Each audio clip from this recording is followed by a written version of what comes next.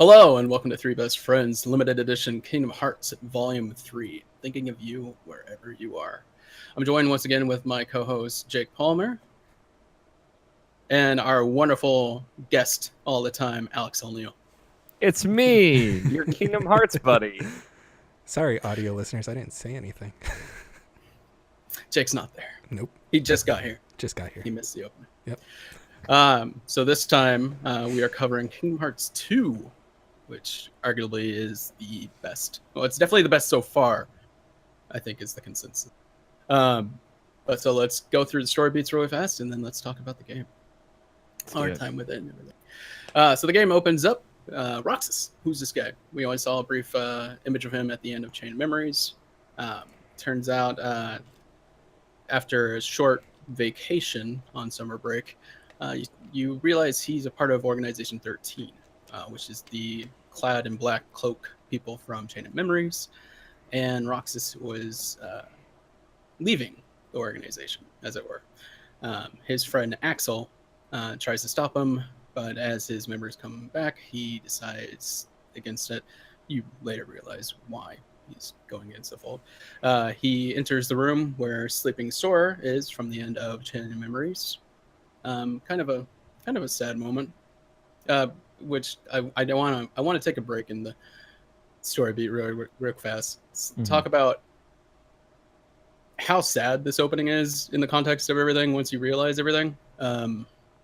How Kingdom Hearts 1 was kind of a end of innocence at the child age, and where Kingdom Hearts 2 is more about trying to grasp your childhood, but realizing you have to grow up. And like that opening, once you play the entire game, it's that much more sad once you know the whole context of everything. Just want to quickly say. No, yeah, it's good too. I love a late title card too, and right after that opening ends is when you finally see the Kingdom Hearts 2 logo. Mm-hmm. It's just like a good everything leading up to there. I feel like is really poignant and like, you know, it's very silly and anime like most of Kingdom Hearts, but it is full of emotions, and you really feel for this character that you spend a couple of hours with. And then it's like, no, the real story starts here, and it's like, where do we go from here? Right. It's a really powerful moment in all of this franchise, and especially like we'll get to it when you look at the beginning of this game versus the end of this game. Like, there's a lot of emotion and feeling in this whole story. Funny story, like the first time I played through this, I didn't care for the beginning. I didn't care for Roxas at all. I'm like, why am I supposed to care about this guy? And then we finally get to Sora. I'm like, okay, now the real story begins. Playing through it now is like, I feel a lot more emotion than the first time I played through this, and I do feel, bad for this character. Like, especially we'll talk about later, but yeah, it was just funny. Like the first time playing it, and you just even remembering, I'm like, I don't care for this character, but now I'm like, I really do care for this character. I feel like a lot of people felt that too. Yeah, they're not alone in that for sure. Yeah, honestly, the first time I played Kingdom Hearts 2, it was like, it felt very long, that opening tutorial. Like, yeah, who is this guy? I don't care. Is it just me, or like this recent playthrough, like it felt like it went by too quickly? It fell a lot faster. Yeah, maybe it's just because we knew what we were doing this time around, but it felt like it was going a lot faster. Like, I still put in 40, 45 hours, but it felt like it went by a lot quicker. Yeah. Even though I played Kingdom Hearts 2 in the span of 2 days back when it originally came out. But I think like it's funny because my most recent play, I've played Kingdom Hearts 2 is one of those games it's probably might be like the single player game I've played the most, like front to back. I've probably finished it like 8 times. Certainly up there at least, but this most recent playthrough for me dragged a lot. So, and it was like one of those things where I was starting to see the kind of like more objective problems with the design. cracks. Yeah. Even though I still love it, and it's one of those things where I was like, I probably shouldn't play this again for a while. Yeah. Like playing it back to back so many times in quick succession is maybe tarnished it a little bit for me. Yeah, it's like trying to play Metal Gear Solid 4 a couple of years later. It's like, oh no. No, Metal Gear Solid 4 is perfect. No, I'm just kidding. That's a topic for another day. For our Metal Gear Solid limited runs. Oh man, It always Oh. seems to be brought up, Metal Gear Solid, and always a topic for another day. well, I don't think you or Mike played them, so Nope. yeah, I would have to get 2 guests if I ever wanted to talk about those games. If you like Kingdom Hearts, I feel like there's a chance that you might like Metal Gear Solid. Yeah, because they're both very convoluted. Like, you like convoluted storylines? I got the game. I said after at PAX West, which happened between the last time we recorded, I was at a dinner with a bunch of friends, and I exclaimed that Kingdom Hearts is basically Metal Gear Solid, but with friendship. Yeah, I saw that. And it got a lot of heat. I'll say that. you're not wrong in saying that. I know I'm not wrong. You guys know I'm not wrong. It's just the table was not having it. Yeah, as a huge Metal Gear Solid fan who's played them, it's dead on. I'll just wait for Death Stranding for a convoluted story. Hell yeah, dude. Strap in. Yes. So getting back to the story, after that opening and everything, we finally have a name. Organization 13 is the name of these people. They seem to be after Sora. Sora wakes up after his year-long slumber, I believe is a year. His clothes have shrunk because he grew. So him, Donald, and Goofy seek off because they hear that the king is in town. They see him briefly outside of the tracks at Twilight Town and set off to Master Yen Sid.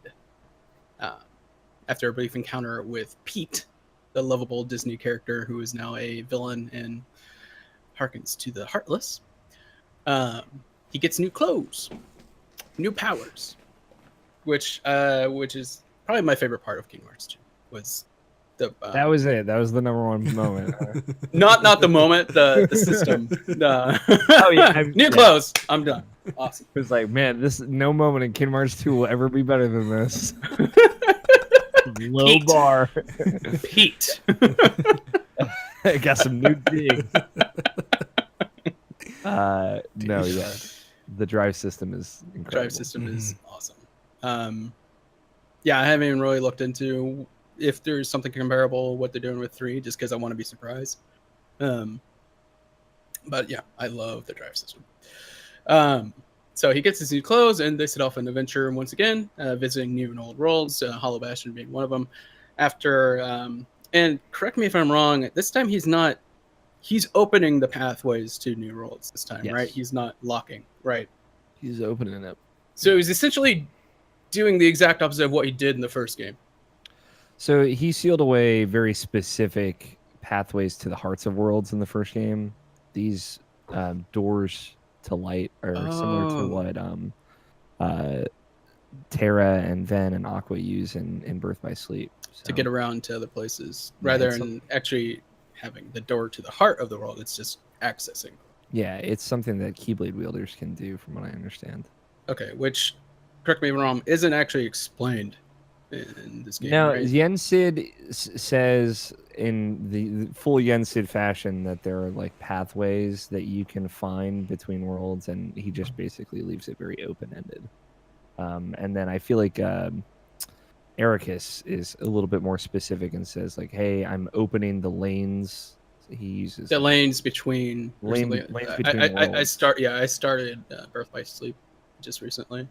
So like yep. I think those were opened and they were never closed, but they were kind of lost and in the 10 years that like happened between Birth by Sleep and 1.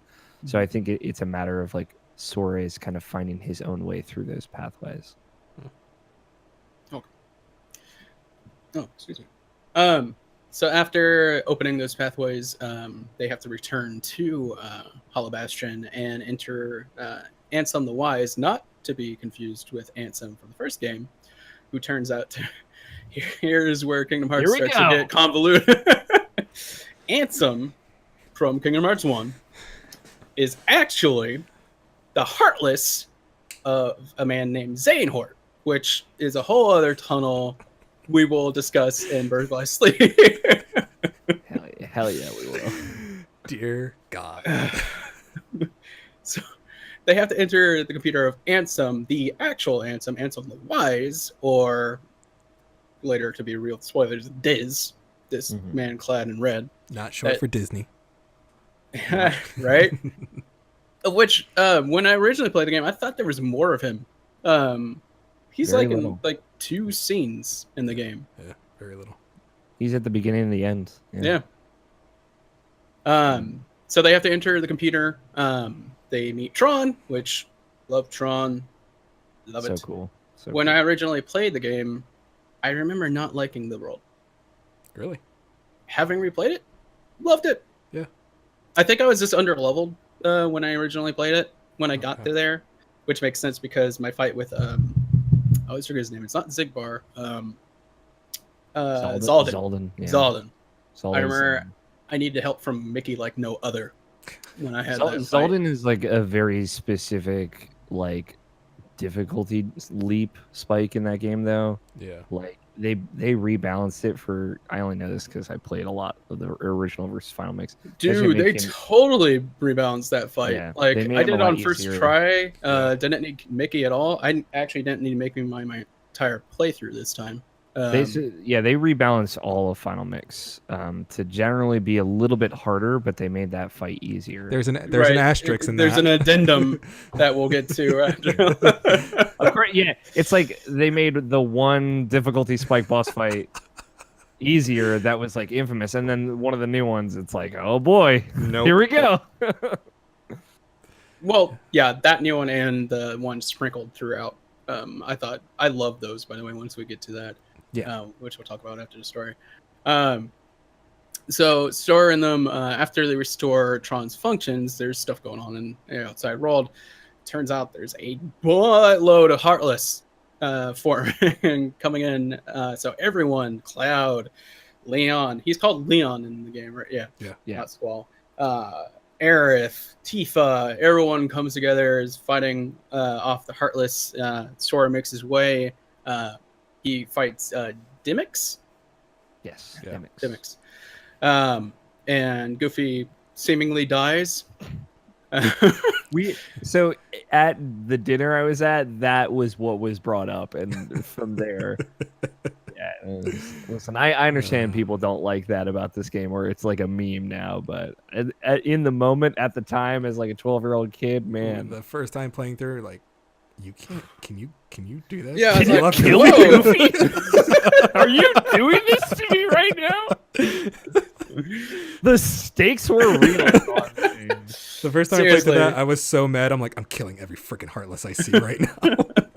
Just like Mickey's reaction in that moment is like so fucking real. And Oh, you're yeah, like, he's like, yeah, dude. That's it. Throws off the cloak. And These he's... folks roll since the 50s. Like he's Yeah. gonna kill some people now.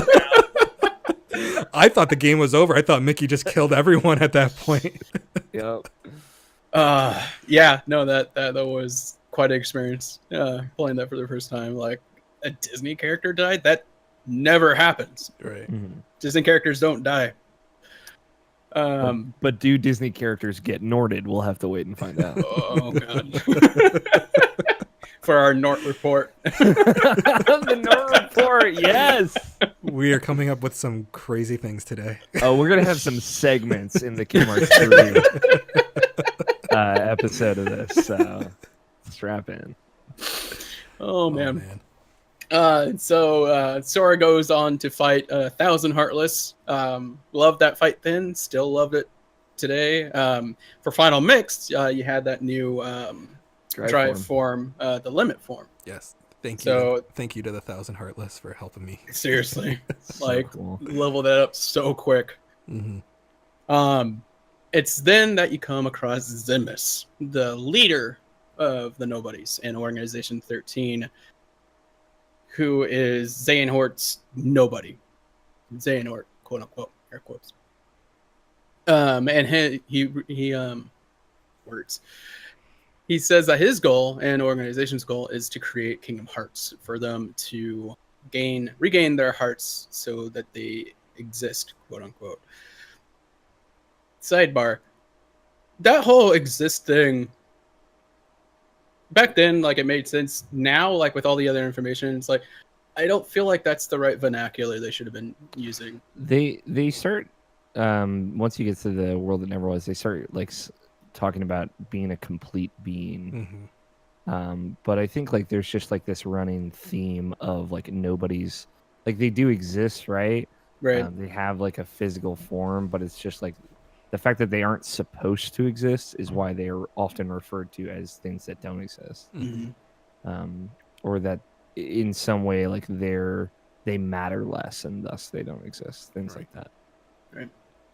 Which fair, but also like the heartless, it's the darkness is always there, but so that always exists. So There's a lot of weird verbiage throughout all of Kingdom Hearts 2. Yep. I'm sure we'll touch on it later. So Yeah. And because the last story beat I have on here is the world that never was, and replaying the game, I realize there isn't too much story in Kingdom Hearts 2. Like the actual main storyline between like Sora, Riku, Kairi, organization, and all that stuff. Really, not that much story. Not a lot happens in 2. It's I like how they kind of dole it out, like pepper it throughout the game. Like you'll get a scene with like Roxas going to Destiny Islands and seeing Kairi or whatever, or Kairi winding up in Twilight Town and then going there, going here. But yeah, it's a lot of Sora kind of like going through his own shit and learning things and growing as a person in each world.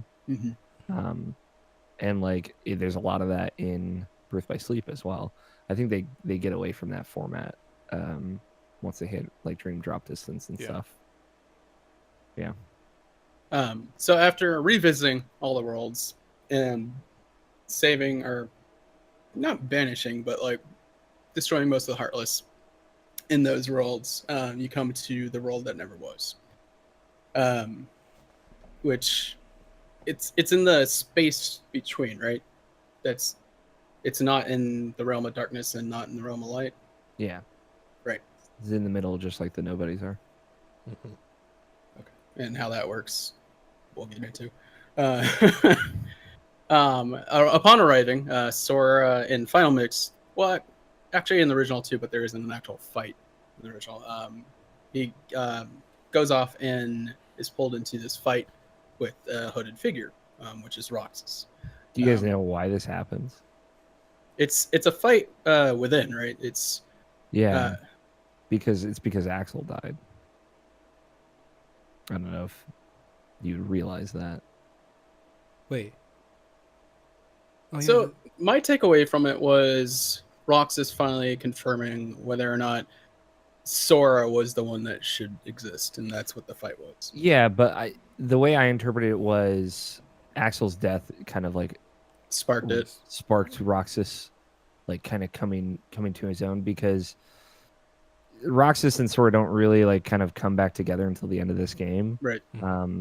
Roxas was just kind of along for the ride, is how I interpreted it. I think I feel like they pretty much say that outright. No, I believe Roxas is actually with Sora throughout the game, because anytime you meet up with the organization, they're not talking to Sora. Like they're straight up ignoring what he's saying. They're like, Roxas. And plus, he'll when respond through Sora. Yeah, like pictures like came up and they're like, "Who's that?" And just he immediately says Roxas.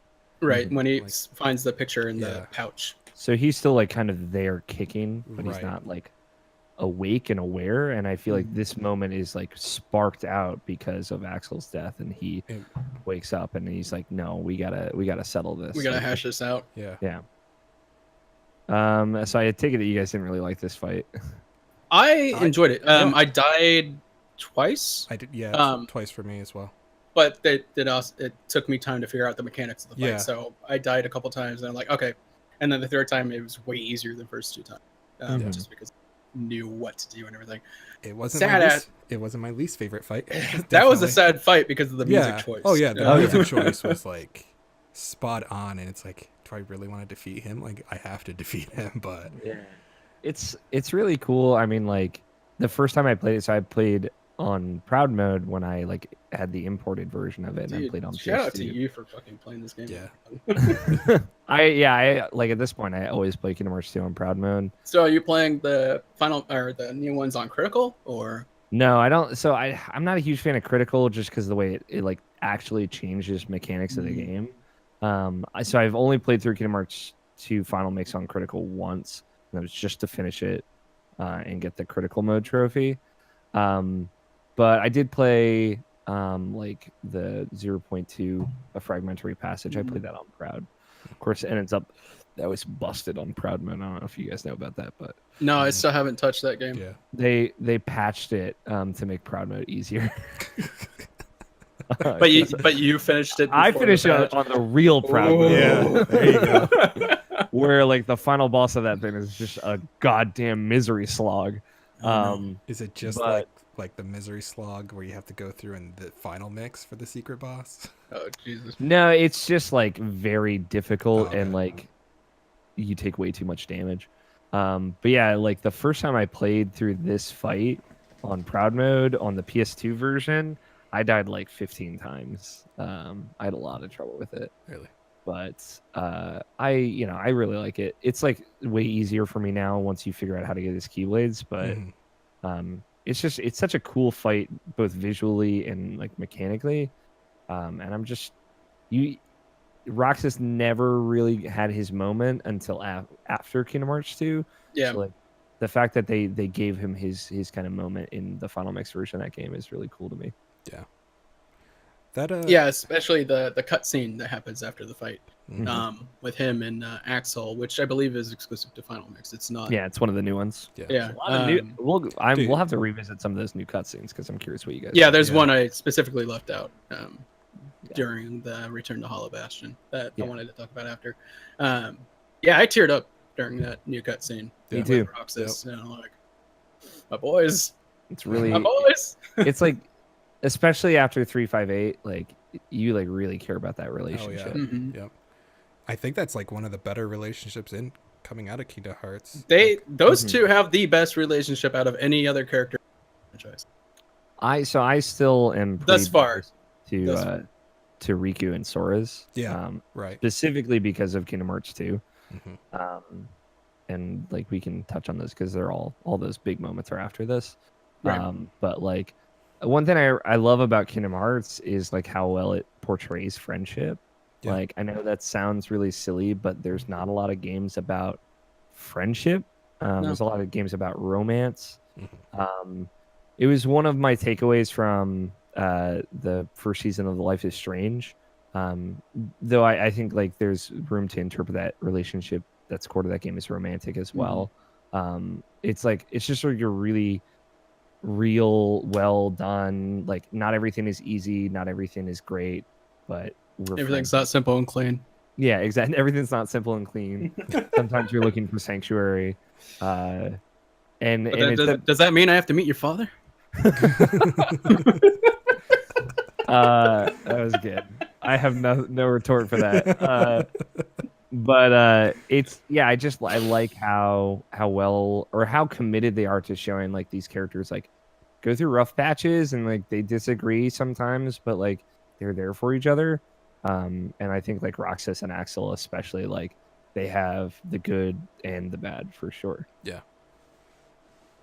Yep. And then play the intro of the game again when Roxas doesn't know who Axel is and he's fighting him, and then you're just fucking crying while you're holding the controller. That's your best friend. Yeah, Heavy this stuff, man. this game had a lot more feels this playthrough.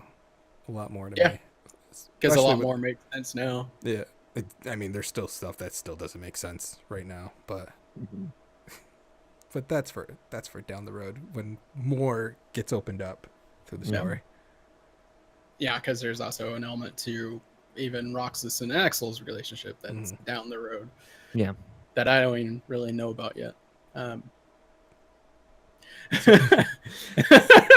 That I don't even know about. I don't know what I just said. They love it. You found it. So after the fight and cutscene, you finally make your move against I forget the name of the tower. that's in the world that never was. The base. I don't remember what it's called either. I feel like they don't really say it. I think it's just like the names of the levels, right? Yeah, let's just call it the tower that never was. The castle. No, something castle. Yeah, Might be the castle. Yeah. it's definitely a castle. Let's see. Not Castle Oblivion. I know that. No. So you make your assault essentially on the castle and taking down organization members throughout, in which you take out 3, I believe. Mm-hmm. The last remaining 3, save for Zinmas, Zigbar, Zigbar, Size, Luxord, everybody's favorite. Luxor. Everyone just hates him because of. We'll get to that. We'll get to that part. I was saving that because Memory Skyscraper is the name of the building in the middle of it. Is that right. what you're thinking of? The part. No. That's that's where Riku and Roxas. Yeah, fought. Yeah. The castle that never was, according to the Kingdom Hearts wiki. Okay. Yeah.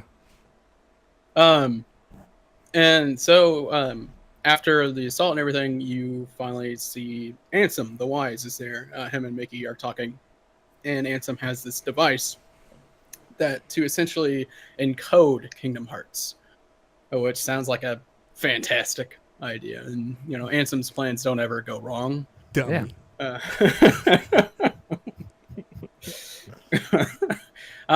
Then sure enough, the machine blows up. Oh wait, I'm getting ahead of myself. Sora, Kairi, and Riku finally reunite. But do they? Is it really Riku? Except Riku looks a lot like Ansem, quote unquote Xehanort's heartless, quote unquote Xehanort. Oh my god. The 3 touch hands and close their eyes, and Sora can feel Riku. She can see his heart. Mm-hmm. Yep. And the waterworks begin. Yeah, dude. Honestly, like coming back to that moment, I got real choked out. I got choked up this time around, definitely. And I'm like, even though Just you know what's gonna happen, it's the story. It's just seeing them finally reunited, even though like you can't especially really see throughout the Riku. game, like you see the hooded figure and like it's Riku. Yeah. And he's helping you throughout this. I'm like, Sora, how did you not recognize his Keyblade? Yeah, dude. Well, he's never seen Riku's Keyblade. He didn't even know he had his own. Yeah, that is his first that's Keyblade right. because the that's on the way to Dawn. What's the name of his blade in Chain of Memories? Oh yeah, I don't remember what it's called. Which, interestingly enough, it's not the actual Keyblade that's in the Secret movie. It's that blade that he used in Chain of Memories, which is wonder why that is. So they have this heartfelt reunion. That's before you take down the last 2 remaining members of Organization 13. But then you meet back up with King Mickey and Ansem the Wise. Ansem's machine blows up, and seemingly Ansem's destroyed, killed, wiped from existence, seemingly. Because I've spoiled some things for myself. Riku's appearance is regained. Riku's back, finally, sheds the cloak. Should have kept the cloak. Cloak is so cool. Yeah, but his clothes are really cool too. They are. I want a sidebar. Because I spoiled like the Ansem the Wise thing for myself. That he where he ends up. He's not dead. Spoilers. But where he ends up, he's wearing a cloak. It's like, was that Riku's cloak? Who knows? Did he take the cloak from Riku? I feel like he had his own cloak at one point too. So I don't know, man. He's just wearing it under his robes. Can we have a moment though? Shout out to Christopher Lee. Rest in peace. I know. He fucking killed that role so much. I was gonna save it for the end, but yeah, seriously. Yeah. That's gonna be felt. Yeah, it's felt in the other games because this is the only time he ever plays that character. But I mean, like, I'm sure like he would have had a way bigger role, at least maybe in 3. Maybe honestly, no idea. Yeah. It could go either way, my guy. Right. But yeah, seriously, rest in peace, Christopher Lee, one of the coolest death metal dudes ever. Yeah, one of the greats, man. Yeah, seriously. fucking Dracula.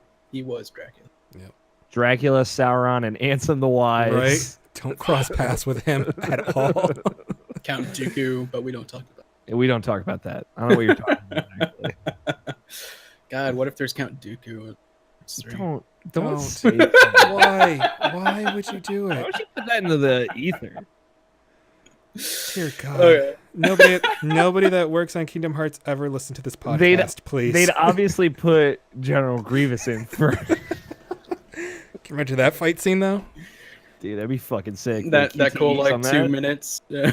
Here's the thing though. I want the graphics to be like how it was on PS2 when you first got to like Port Royal. Oh, Like yeah. those graphics meeting Sora. Oh yeah. We're not touching that yet. That's coming up. So now they go off for the final fight against Zemus, and after seemingly like a way too easy fight, seemingly defeated him. The world is crumbling apart, the world that never was, and a portal opens up, and Mickey, was it Mickey? I think it was Mickey. Like, who did that? Or might have been Goofy or Donald. Nominee opens it up. Kyrie's nobody. And the first time I played this game, I was like, well, why is her name Nominee and not X something? It's like, you realize that it's Not an organization member. right. It's the organization and Zenmus that gives those names, of which there's context to, I believe, only in Final Mix. I don't think that cutscene where he creates Roxas's name is in the original. It's I not couldn't the remember. original, no. Yeah. So that at the time, like, we had no idea that that was the case, that he gave those names to them. Because at that point, you figured it was a rule that every nobody had an X in their name. X gonna give it to you. Yep. So Nominee opens this portal. Wait, have you played Dream Drop Distance yet? Only a little. Not all the way through. Okay. Yeah, no, I have not played through Birth by Sleep or Dream Drop for Distance. this, man. Like, there's a whole story reason why that happens. Oh boy. I'm so excited for you guys. Oh. These next two are you're gonna be so happy. Dude, I'm fucking so happy right now. Just thinking Yeah, about I'm it. basically, like, aside from like tiny little story beats that I've spoiled for myself, I'm largely going in blind on Birth by Sleep. By the way, and- you spoiled the Anthem thing for me. I'm sorry. Oh, I'm sorry. That's okay. It's a. We'll get. It was through going to come up next episode. It You're was. okay. Yeah. Exactly. Yeah. Sorry. Not a big deal. Just don't Google search Ansem the Wise. You'll find some weird shit, man. I'm just kidding. I know. There's a lot of things from Kingdom You're Hearts I don't want to Google. Yeah, it's probably true, honestly. Just don't go on DeviantArt. That's true. Never. Nope. 4chan. Stay away from it. All of it. Now I'm. The thing is, I got to be more careful now because I don't want to spoil anything for you guys. Nah, Yeah, I it's think going forward, since the next two games I haven't completed, I don't think Jake has completed. I've completed we Birth by just- Sleep, but Okay. I thought you haven't done I've completed- Aqua's story. And yeah, it's you that's the only- completed. Terra and Ventus, but I have Right. not done Aqua, so that's the only Oh, part. yeah. You haven't done Aqua or the final part Right. that Mhm. opens up. So Right. so the next two games going forward, we just won't spoil any Mhm. story stuff Cool. aside from that Nansen beat. Apologies. Yeah, that is totally my bad. That's I'm okay. so sorry about that. That's okay. So Nominee opens up the portal, and there's a moment between her and Kyrie, and then Roxas shows up. And he's talking to Nominee, saying, I told you we'd meet again. There's Feels. a very heartfelt moment, of which Nominee goes into Kyrie, and Roxas, like, funnily enough, says, hey, Look straighten sharp. up, dude. Yeah. Yeah. He has a reputation to uphold, which, yeah, it's hard to say who I think is cooler. Not the character I love more, because it's obviously Sora, but I think Roxas might be a little cooler. Roxas is cooler, but Sora I like more Yep. Yeah. I agree. as a person. Never thought I'd be a fan of Jesse McCartney, but here we are. He fucking kills it. He too. did. He does. Yeah. He did does such a great job. Especially like not to spoil anything, but like when he also plays Ventus, like plays it a very different way. Yeah. approaches that role very differently, and like there's like a very different personality feeling between those two characters. Mm-hmm. So yeah, he does a really great job in Yeah. this whole series. Yep. And just as Riku and Sora are about to leave through the portal, it's closing up. Zenmus is making a final push. Riku and Sora finally have that final battle and defeat Zenmus, but in doing so are trapped in between. So that was something too that like even in the original and they didn't really make more sense of in Final Mix. Like, how did they get from there to the world of darkness and end up on the shore that we now know all too well? But they end up there. There's sitting on the shore, a bottle with a message comes in it, and it's for Sora, written by Kyrie. As it's reading around, and the feels and the goosebumps go up on my arm because that music kicks in, and like, oh, as the cutscene opens up, the door to light opens, and they finally return home. They finally found the door to light. Mm-hmm. And Rico's able to walk, even though he wasn't able to before. Well, he stood. He's basically bleeding out on the beach. Just a couple broken ribs. It'll be fine. That's it. Yeah, that's it. God, when that first scene happened, when I first played it, I was like, "You bastard! I will kill you for hurting Riku." Yeah. Also, like when that scene's like starts going, and you're like, I don't know if they're gonna kill Riku in this game. Right. Like, I don't know how this is gonna go. And if they kill Riku, I don't like they made him good again. Like I don't know if I'm ready for this. Yeah, like you can't give him a redemption story this quickly. No, don't do it. And yeah, I remember when I first played that boss fight back when, that moment where you have to tap triangle and X. I thought that like not the mechanic, but like that scene was It was badass. like, yeah, it was like So one of the cool. coolest scenes. And even playing through it again, I like love watching it. Like I have it recorded for gameplay, so I'll put it through in here. But it's such a cool scene. Yeah. Just watching him. And like, because back then, like that scene looked way too good to be gameplay on PS2, and like you accidentally fumble up a little bit, and you're like, oh shit, this is actually real. Like this is going right now. I remember the first time I played through that, like I was only tapping triangle, and I'm like, why am I getting killed? And then you realize you have to do both at the same time. It's like, oh, okay. Yeah. The same thing happened to me. Yeah. It's such a good moment. Like, especially like, you know, there's a moment where Sora gets grabbed and you have to play as Riku briefly. Right. And you're like, shit, like this boss fight has it all. Right. Yeah, it's really cool. Yeah. I feel like that boss fight was easier on the original. So there's an actual like error in the boss fight, like a bug that's, I'm sure you guys probably noticed that when you're like doing the reversals up in the air. Yeah, you can't mash it anymore. Right. Because in the first one, you just hit triangle over and over again. Right. You're fine. And then you have like a opening where you can attack. Yeah. But yeah, in Final Mix, like you try doing that, even like pressing it on time, like you're still getting hit, and like shit, I have to keep curing right now. Really? So that happens. Oh, go ahead. Because I just recently played it, and like I just timed it like the reversals, and I never got hit. You can time it where like you don't get hit, but like originally like you could just like smash it. Oh, okay. Okay. And I read about it because it like fucked up speedrunners. It's something that happened when they ported it to PS3, and when they ported it to PS4 and doubled the frame rate, it got worse. Wow. So there's like a technical reason why that happened, and they never ended up fixing it. So. Yeah, because I remember that fight going a lot easier because you could get those hits in the air. I wasn't able to playing it on Final Mix. I died a couple times. Yeah, it's tricky. Yeah. What was the fight that you guys had trouble with? Oh, you want to really go into this? Yeah. So before we touch on that, let's talk about the secret ending. Yeah. Oh yeah. So back then it was just the teaser. Like all we saw were a hooded figure, seemingly an organization member, walking towards them in the desert in this graveyard of Keyblades, of which I remember back then, like all of us speculating online, like we saw Fenrir, the Keyblade that you get for defeating Sephiroth in that graveyard. Like, oh shit, We all thought this took place later, Yeah. and we're all trying to figure out who these 3 warriors were, or like all these keywords keep popping up on the screen, like chasers. Like, what the hell is a chaser? Still don't know, as it turns out. Surprise.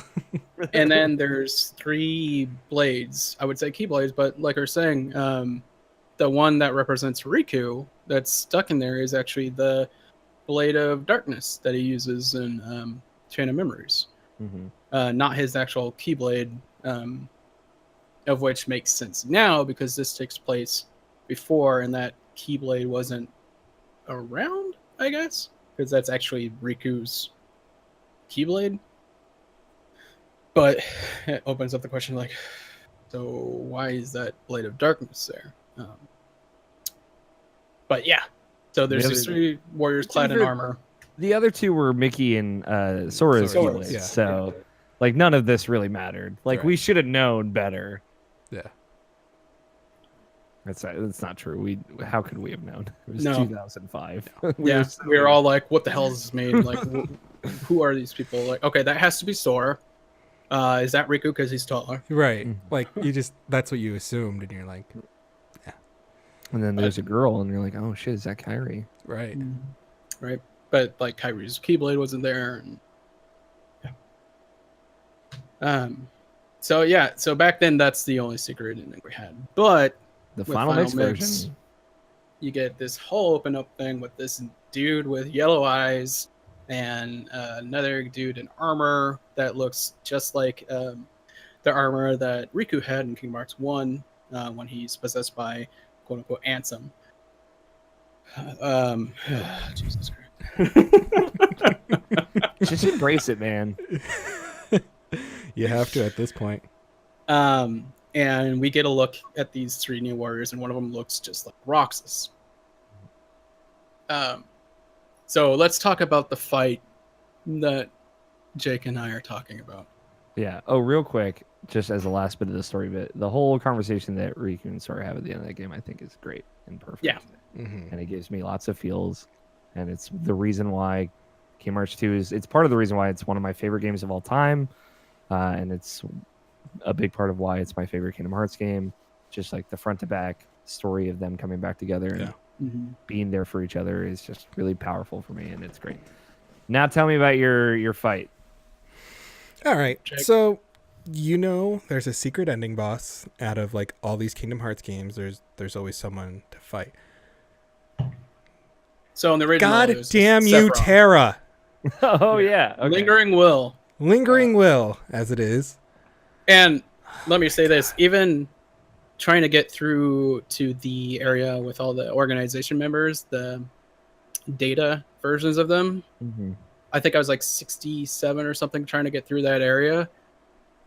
Just kept getting hammered in that last bit. So I had to level up 20 levels. I think I stopped at 86 and I made it through. And I was like, okay, I'll go check out this secret fight. Are you talking about the ones for the Cave of Remembrance? Yeah. Yeah. Okay. The whole Yeah. challenge area, Yeah. the hallway that is Yeah. the section challenge areas. Yep. Yeah, the last Up, hallway, like Yeah. that. Harkens back to that room just before the final boss in Kingdom Hearts 1. I don't know if you guys remember that one. Mhm. That stuck Yep. out to you. Yeah. That place was my living nightmare, but it's I think the 1 and 2, this extra area is a lot better, but yeah, I know what you're talking about. But yeah, so I thought, well, maybe I'll go try out this new secret boss fight. Take it away, Jake. Well, I know for you had a way harder time with this than I did. I haven't beaten him yet. I still need to beat him. I'm hoping by the time this posts, I'll have him beat, and then, but my God, like I got so close. I think I had like 3 bars of health left, and he just like spanked me with one of his attacks. And See, I wish you guys had talked to me about this. I could have helped you. Like I know I can do it. I'm level 99. okay, cool. Everything's I was gonna maxed. say, It's just definitely don't do it before 99.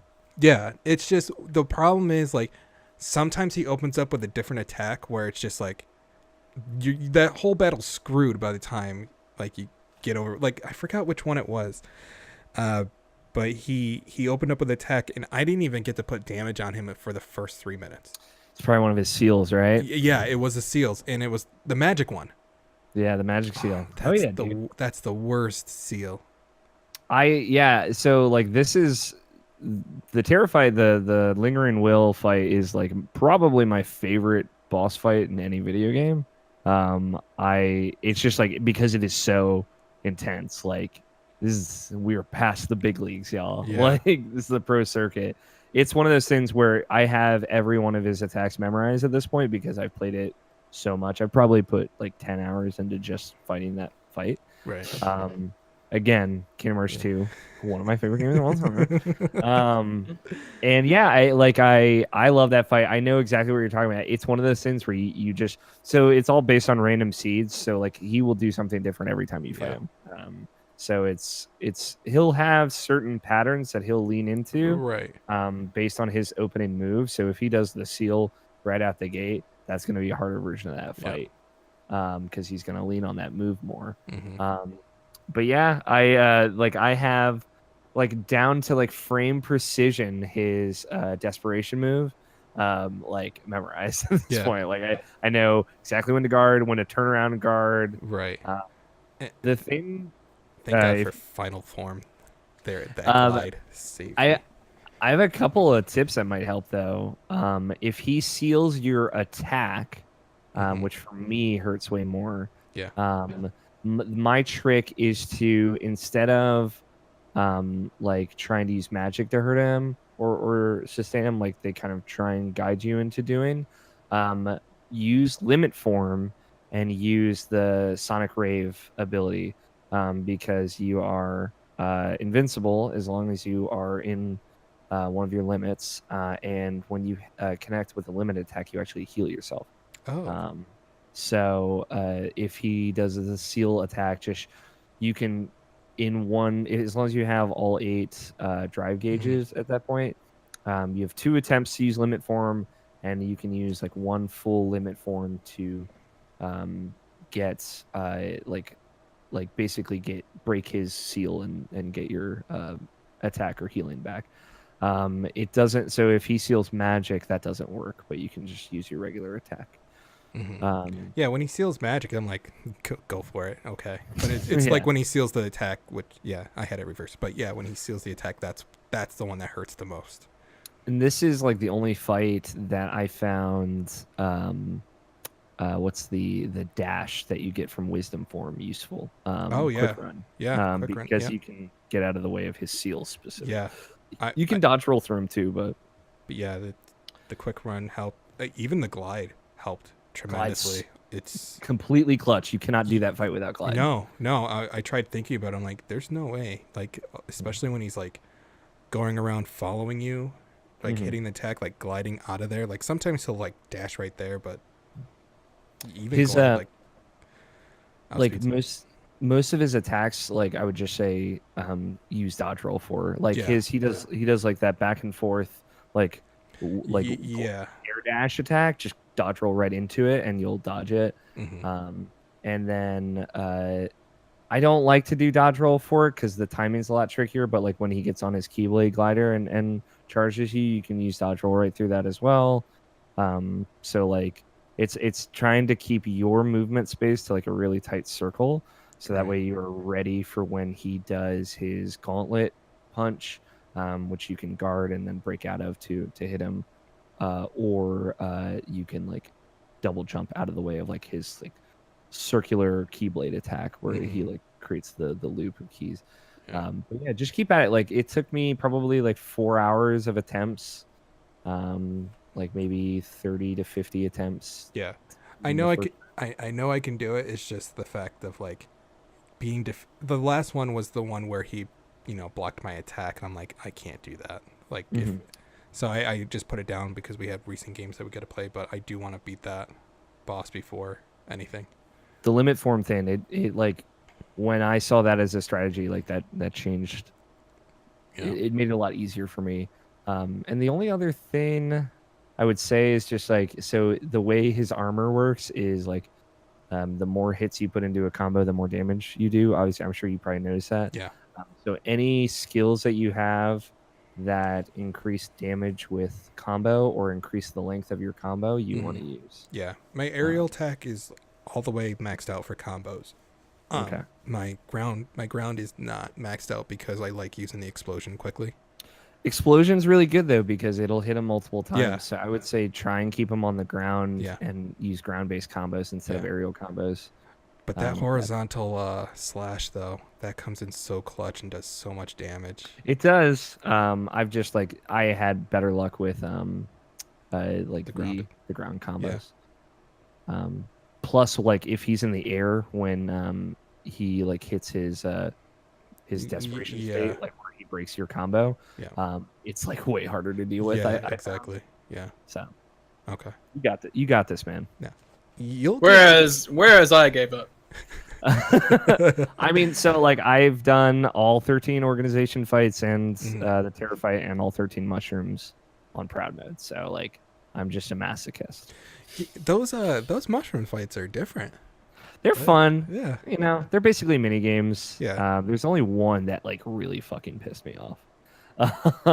Which is the one where you have to do an aerial combo for 90 hits or whatever. Oh, the one outside Yensid's tower. Yeah, that's the only one that's kind of random because it's bullshit. Yeah. There's I forget what. There's something like that in Kingdom Hearts 1 too, at least in the Final Mix version. But I did it. Yep. I got that platinum, man. I'm so proud of you. I don't know if I want to go back for the platinum. Yeah, dude, it's like that. The gummy ship stuff. You got to do all the gummy shit. Yeah. Yeah, I'm so close on Kingdom Hearts 1 where I'm just I'll probably get the platinum for that one and be I gotta go for 2. 2 is I find 2 to be very fun. I like grinding out all the synthesis materials. Yeah. I like because you get so intimately familiar with the enemies and the item drops and all that. Plus you get 2 more Lucky Luckies in the Final Mix version. Oh no, that's actually you get 2 more Lucky Luckies on critical mode. Right. So if you want to wait to grind out synthesis materials until that playthrough, maybe you could do that. Yeah. I don't know. Which I think So I'm that almost done. that was one of the issues I had with Final Mix. Mm-hmm. Specifically was the added synthesis materials. I completed Kingdom Hearts 2 back in the day and did everything in that game, all the journal entries, everything. Wasn't that hard. Kingdom Hearts 2 Final Mix though adds in 3 different sets of materials new. Yeah. I'll say this. I know it sucks. In the grand scheme of things, it doesn't turn out to be that much. But it is it's the biggest thing is a lot of them are very specific to Cave of Remembrance enemies, and you have to kill the hardest enemies there to get to synthesize specific items. Right. Yeah, there's those I forget what basically the new Auriculum items that look like wings. I forget what they're called. Yeah. Lost something. Lost you get Remembrance those, is one right? of them. Yeah, you get those from the Organization 13 new fights and stuff like that.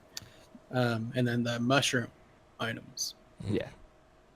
Which the mushroom items are easy to get though. So you don't even have to beat the mushrooms in order to get a bunch of those. So. No, I did the one outside of Sandy Claw's place just to get what I need and just get the ultimate That's weapon. an easy one. That's an easy one. Yeah. So I do want to talk because this is the first time either of you guys played Final Mix, right? Mm-hmm. So the cool thing about when they localized Final Mix for PS3, all of the new cutscenes that were in the game were added to the PS2 version of the game.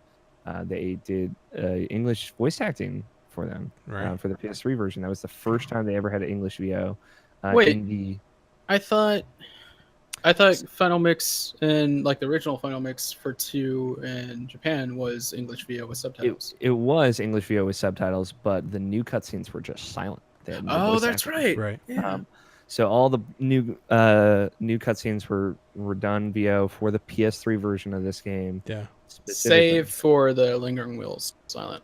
Yeah, the Lingering Wheel is intentionally silent, from what I understand. I remember a time when Jesse McCartney posted on Instagram where he was back in the booth and he had Roxas there, and he immediately had to take that down. Yeah, and I think it was for the it was for the Final Mix stuff, yeah. Which is cool. So I there's like 5 or 6 new cutscenes. There might be a little bit more. Yeah. First, I know the first one is after you leave Twilight Town. It's like Naminé, Axel, and Riku all talking. But obviously, there's the big one when you go off to fight Demix. The big new cutscene. Like the Yeah. 8-minute new cutscene of Zigbar. The It's a 8 minutes flashback. of him just walking down the stairs. Yeah, hell yeah, dude. But like, there's the flashback to Zigbar talking to Zexion about what does Xemnas do in his lab. So it's unclear to me. The way I interpreted it was, it's partly it's a flashback to Zigbar talking to Zexion, and I think that was Zigbar just like planting seeds of doubt and trying to sniff out who might not be loyal to Xemnas, Right. because obviously Zigbar was, or maybe Zigbar was suspicious of him because obviously there was ulterior motives in what he was doing. But I believe that scene of Xemnas going into his secret lab, That's during that's the in actual that events, moment, right. yeah. And it's cool because the Ansem reports from Kingdom Hearts 1 and 2 reference this lab where they created the first ever Heartless. Yeah. And you get to see it in that cutscene. And obviously it's the big moment where you get to see Xemnas sit down and talk to Aqua's armor. And then Zigbar, or not Zigbar. Yeah, Zigbar. He's saying like the other friend is in that other place. Of which after going through the game and the secret fight is Lingering Will, you put 2 and 2 together that he's talking about Ventus. So yeah, he specifically references that chamber that Xemnas goes into is the Chamber of Awakening. And it leads you to wonder where's the corresponding Chamber of Sleep. So it's mentioned in 358/2 days because Xemnas asks Axel to look for it. I forget the name of the other chamber. Chamber of Sleeping. Right, and it's hidden in Castle Oblivion. Yeah. Setting up for the next thing that we're going to talk about. Yeah. Very exciting. Because neither of you finished Birth by Sleep, right? No, Completely? I on PS3 I finished Terra's, and then I immediately went to start Ventus and was like, I need a break. I need to play something else, and I just never got back to it. Do you guys know how the story pans out? I remember the story. I just need to do the final part. Like I need to know do Aqua and all that. some of it. I haven't spoiled everything for myself. I haven't really spoiled anything from Dream Drop Distance for myself. You're gonna hate Dream Drop Distance. No, I actually liked it when I was like first playing it, and then I just fell out of it. No, I mean, like, the thing is, like, I like Dream Drop Distance. It's just like, if you think Kingdom Hearts 2 is where things get muddled, like, don't even joke about it. That's what Dream Drop Distance fucks everything for everyone. Really? Oh no. Yeah, like it is very specifically the point of kind of no return for the franchise for a lot of people. But yeah, I don't know. I like the scenes that they add a lot. I think they're really cool. Yeah, it's weird because like I only ever knew about those cutscenes after playing Birth by Sleep, where like a lot of what they're doing is setting up for Birth by Sleep. Right. So it's like it's kind of moot for me a lot of that. Like I know why Xemnas goes and talks to Aqua's armor. Like I know any kind of thing that they're kind of implying with that. So it doesn't necessarily get me excited or interested, but it is cool to see them all. It really links those two games more in it. And Kingdom Hearts 2 is kind of the first game that really broadens the universe of what Kingdom Hearts is. Yeah. And yeah, I think specifically Final Mix definitely starts adding wrenches into the coherency of the plot. Oh yeah. A lot of stuff added in there. Did you guys like Limit Form overall? Yeah. I enjoyed it. I like that you can use it without sacrificing Goofy or Donald to the drive gods. To the drive gods. Bless up to the drive gods. Did you guys... Oh, go ahead, Jake. What were you going to say? No, it's just like the forms in this game were... At first, like when I played through this, like back on PS2, I never upgraded my limit. Like I never used them all the time. Like Valor was probably the one I used all the time, so I had. Well, yeah, Limit wasn't in PS2. But right, Limit wasn't in that one. But so you had the Veiler, you have Master, Wisdom, Master, and Final Form, or yeah. And so I've never maxed all of them out before, but playing through them now, like if you guys play through Kingdom Hearts 2, like anybody who's listening, you need to max them out. Especially like back then, like I did it just for the Sephiroth fight, just to max all that stuff out. And once you know how to level them, like it's something you can do in a span of a few hours. Like it doesn't take that long. Yeah, it doesn't take that long. But yeah, like using them now, especially with like the Sephiroth fight this time around, like I played through it. Cakewalk, right? It was so easy. I'm like, oh, he's up in the middle. I'll just high jump and then air dodge up to him and then just stop him. Like, oh, this was a lot harder when back he then. uses the homing spears, like just use the double jump dodge and you're good. Still a fun fight though. It's such a great fight. I remember the first time I played through it, like I remember using the stupid limit, or not the limit, the Trinity limit? Trinity limit. Because that's one of the tricks for that fight, yeah. Yeah, it is. Using that, and I'm just like, it felt cheap, and so finally beating him just like normally without using any cheap shots was feels good, man. Feels great. I love that fight. Obviously, I like all the new boss fights.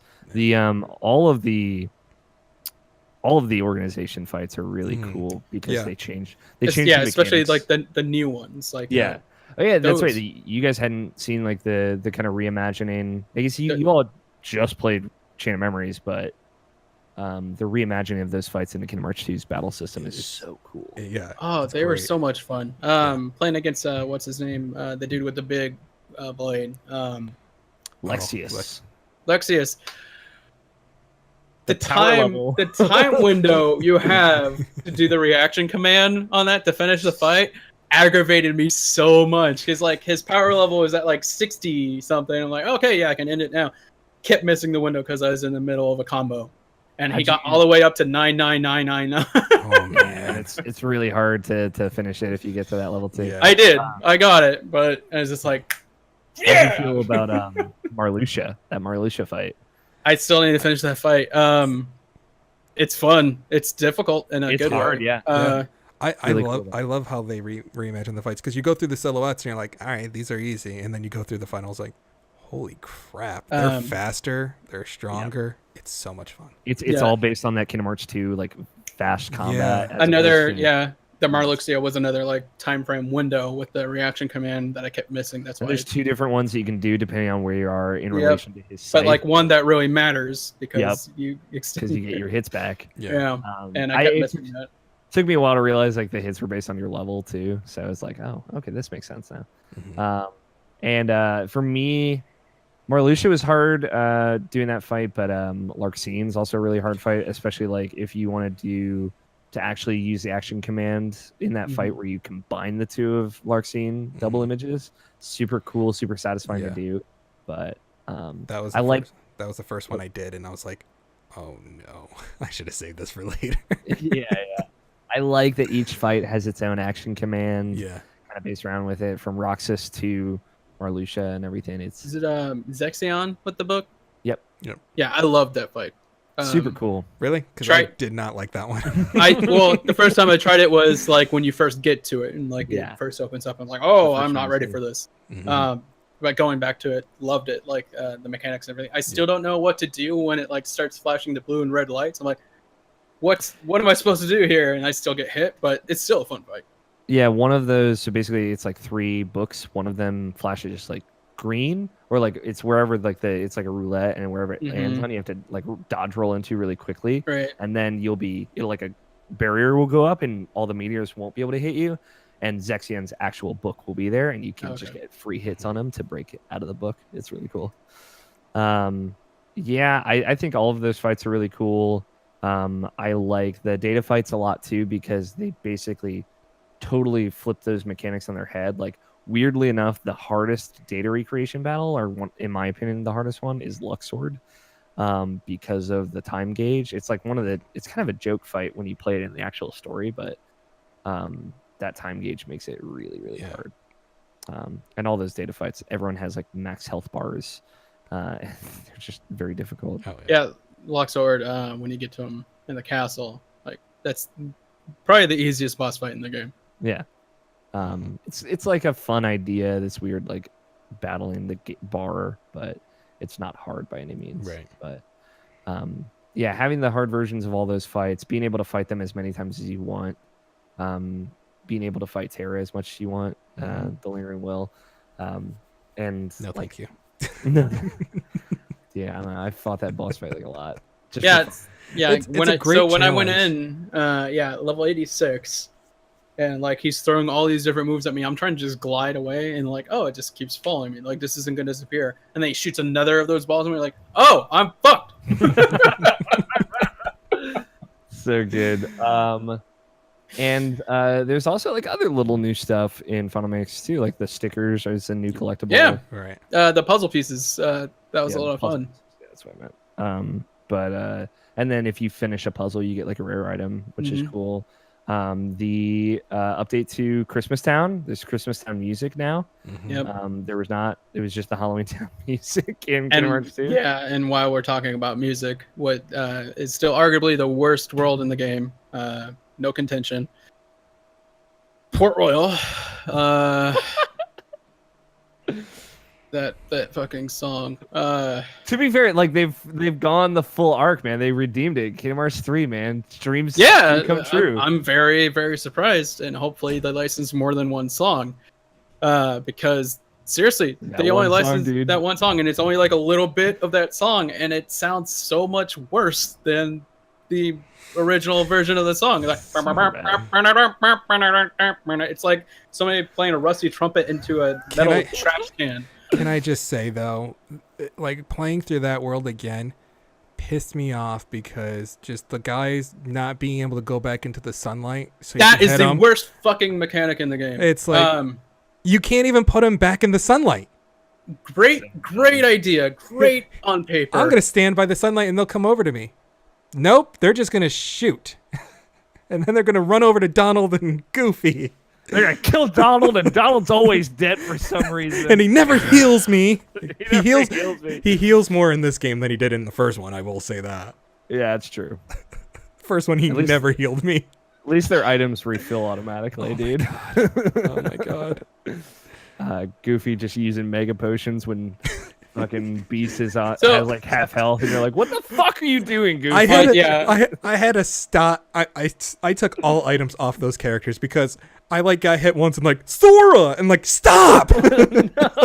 Yeah. In this playthrough, I never gave them potions or anything. No. You shouldn't. You can't trust them with their responsibility. No. And then I like went to the customized and there's like everything's like free. And I'm like, no. Gotta well balanced. That's what you'll you have get. 4 party members to worry about.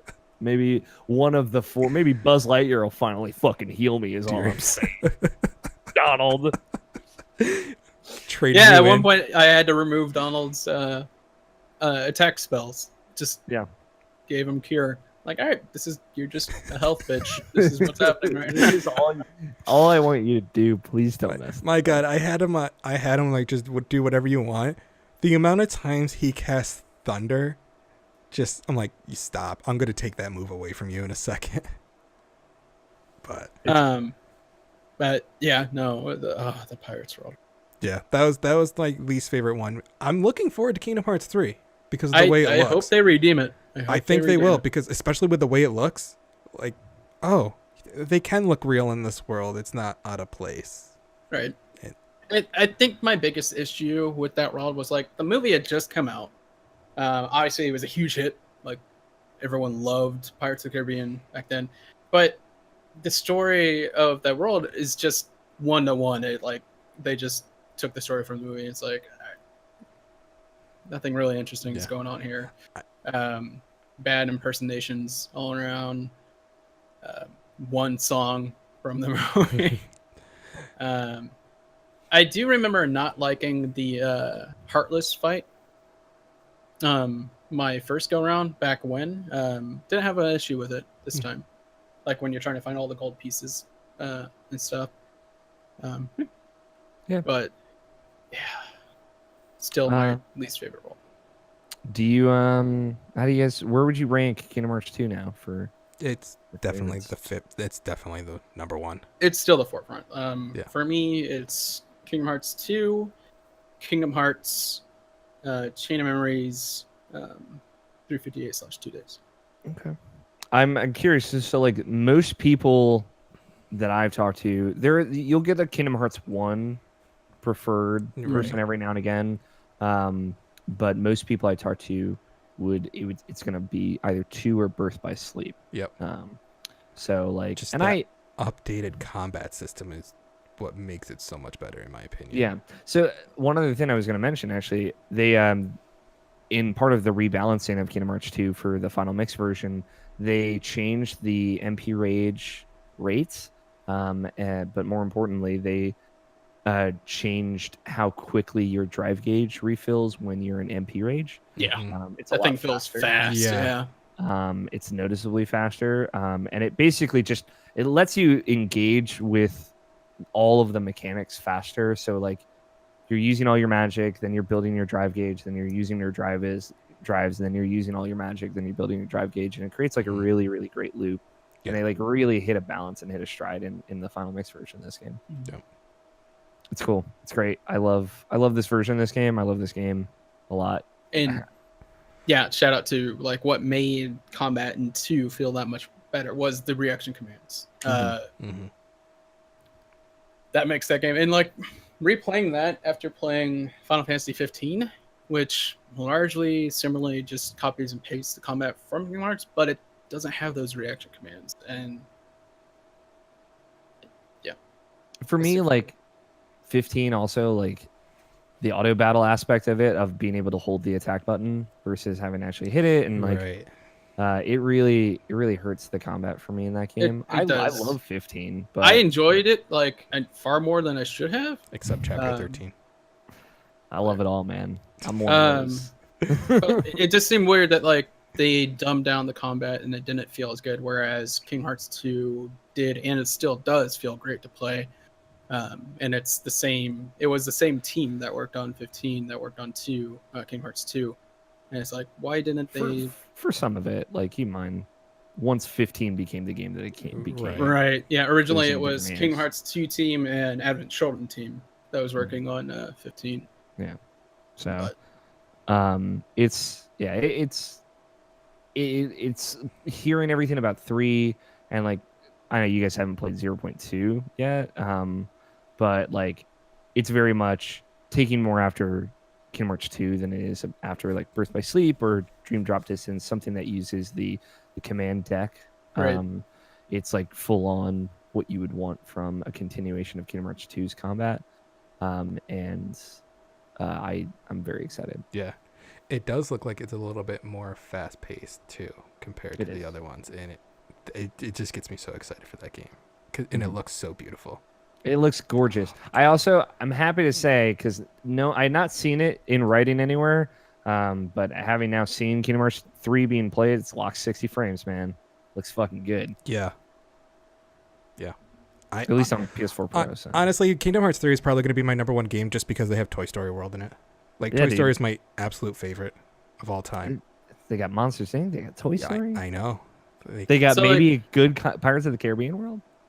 Every year, we come up with this, like, oh, next year is going to be the best year in gaming and stuff like that. Like, next year, for me, the first 3 months of next year, dude, are going to be the best year in gaming. Seriously. Kingdom Hearts 3, finally, and Devil May Cry 5, finally. Like, and also, like, Resident Evil 2. Sekiro and Resident Evil 2. Oh, my God. Well, for me, like, I was freaking out, like, during Gamescom. Sidebar, like, has nothing to do with Kingdom Hearts, but like the Devil May Cry 5 stuff they're showing, there's a scene where they're back on the island from Devil May Cry 1, and I was like, yeah, what? And also a scene where someone rips a motorcycle in half and uses it as 2 separate weapons. So like, Dante. It's a little bit of something for everyone there, right? Video games are good. They are, especially this week. Like, this whole week has been great for video games, and there's still so many more to come, and it's just and it's all I've been playing. Oh, go ahead. No, you go ahead. I was just gonna. I've been playing Valkyria Chronicles 4. Nice, which is very good. So, it's I've been going between Destiny 2, Valkyria Chronicles and Spider-Man, I'm like, I'm having a good time. This is a good weekend. I've put so much time into Destiny 2 already, and then like I had to put it down for the next 2 days, or for Friday and Saturday for Spider-Man, and it's like I'm trying to juggle both also while shiny hunting in Pokemon Ultra Sun, and I'm like, I need to stop. I need to just choose one. But You got to beat Terra now too. I know, now I got to put Birth by Sleep into that, and I got to go through, or I got to beat Terra, and then I got to put Birth by Sleep in, and then go through all 3 of them. Birth by Sleep's like 33 hours Yeah, at most, I would say. Yeah. It's not gonna be too bad for No. you guys. It's I in my opinion, Birth by Sleep drags a lot, but that's just because you go through all the worlds with all the Revisiting and stuff. Mhm. Yeah. It's all different stuff for each character, but it's just like, Yeah. I don't know. I'm excited to hear what you Something guys- else we didn't even touch on Kingdom Hearts 2 that was updated and, in my opinion, perfected over Kingdom Hearts 1 back in the day. The camera. Yeah. Yes. That very first moment that you have gameplay when you're like Roxas, and it's like you can move the camera, and you're like, "Fuck." You've listened to us. You've heard our cries. Seriously. You're like, Halo really did change everything.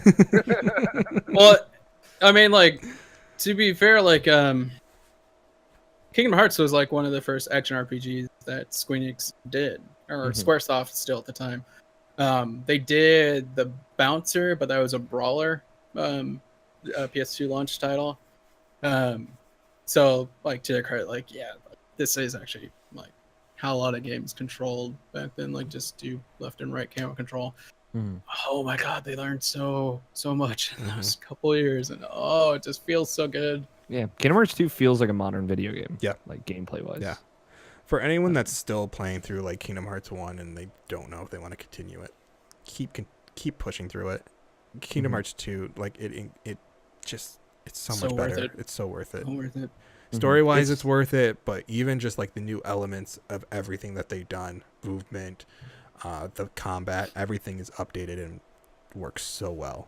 And All the different like abilities and stuff that you can customize with like cutting down your combos or adding more combos. Like it's awesome. Yeah. I did want to ask. So I think we're all collective on our least favorite role. What is your guys' favorite role? So mine's weird. I loved it just because, I loved Mickey Mouse back in the day. I loved Timeless River.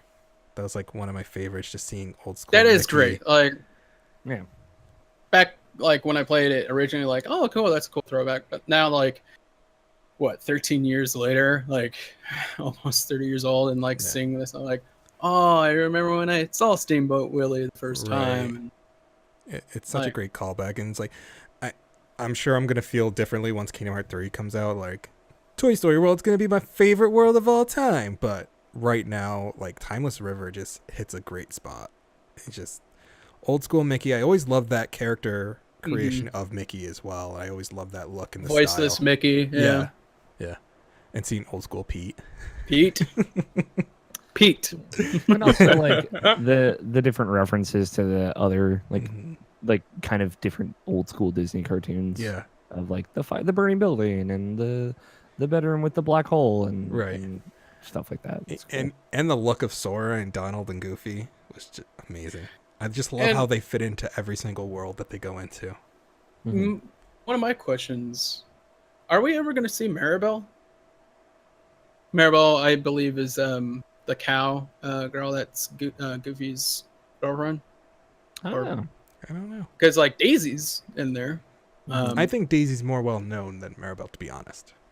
True, but like, shout out to Goofy. He doesn't. I know. Dude died. Hey! If we get Max put in to Kingdom Hearts Goofy 3, came back to life as the chosen one. Max would be, I think. Oh god, if Goof Troop was in there, dude. Like if there was like a man, it sucks because like they did Three Musketeers and honestly, Dream Drop Distance might have been the best place to do like a Goofy movie, Kingdom Hearts world, but like, fuck, that would be so good, right? Yeah. Powerline. Oh god, if Powerline. Yeah, dude, it would be like that could be like the Winnie the Pooh world, right? It could be like just maybe Mhm. mini games or whatever Yeah. or something like that, but it would be really great. Yeah. Winnie the Pooh, that is actually one of my favorite worlds in each Yeah. game. Like, I This time the something story was about Winnie sad. the Pooh, like, Winnie the Pooh world in this game is fucking too real. It is so right? bad. Like Oh. when Pooh doesn't remember you and you're just like, what? No, What? Pooh. I like also their approach to Winnie the Pooh in this, where Sora is Christopher Robin, and Mhm. and like he's kind of coming and visiting Pooh's world and Yeah. and just befriending all of his friends. It's like it's really cute and it's really fun, and it's a good break for me in 2 especially. It's like a good breakaway from the kind of very serious Yeah. tone. I will it's- ride That's- it if that's that what I world's love not in about- Kingdom Hearts 3. Yeah, that's what I Mm. love about the Winnie the Pooh, because it is like a break. Yeah. You go on, it very, very much feels separately from the rest of the game. Pouring out for Atlantica, y'all. I still don't have a problem with Atlantica. I like it's- Atlantica, back dude. then I liked it. I still like it. Like, some of the new songs are a little iffy, but like Yeah. Under the Sea, man, gotta give it up. No, I know. Haley Joel Under- Osment, but yeah, not a the singer. newer songs were like, nah. Yeah, Why did you have to have Sora sing? my little puppies, or what? I will say like Oopsies. the Oopsies, Ursula one. Ursula one was tremendous. Yeah, the poopsies. Love that. Get some, load some. So dumb, so good. My favorite, I don't know, Tron is always a special place in my heart. Yeah, But Radiant Garden, shout it Yeah. out. Yep. Like they took Hollow Bastion, they gave it like this really cool story. They really doubled down on like, hey, Leon and Aerith and all the Final Fantasy characters, they're from here. Like this is their home. Yeah. And they really fleshed that out and showed why that's they gave that place like a story and a vibe and a feeling that I wasn't expecting. And then obviously it's unveiled like, oh, this place had a different name before. It's called Hollow Bastion, and like that Radiant Garden moment is really cool. Nice. So my favorite. Tron is will always hold a special place in my heart. Jeff Bridges, shout out. But my favorite's still probably Pride Lands. Mhm. Pride Lands is great. I didn't Running think that- around. Sorry, not to cut you out. I didn't think that world go was ahead. going to work when I first played that. But playing through it, I can't believe how well they made it work. It's tremendous. And that's one of the few worlds where I do have like the world specific character in my team always, because Simba and his limit break attack, like, yeah. Super cool. Yeah. So one last thing, just because I now we're getting into it, and now I know a lot more of like where you guys are at. What are like your big story questions from that you have from Kingdom Hearts 2?